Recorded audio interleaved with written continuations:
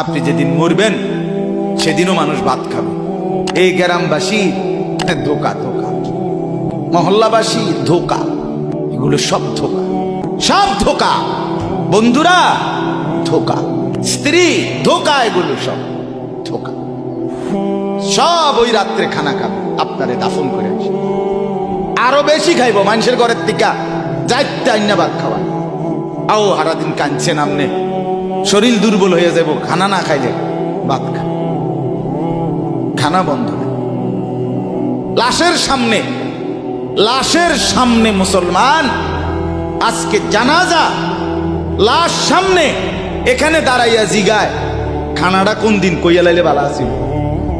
কি আহা আহা, মানুষ কার জন্য শিক্ষালেন? এই মানুষগুলো তারা আজকে জিগায় খানাটা কোন দিন করবে।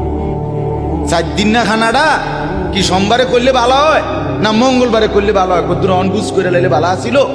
লোকজন কি আর আবার পাইবেননি? হ্যাঁ, মানুষটিরে আবার কইটো আইবেন, আজকেই কইয়া লাইলে ভালো।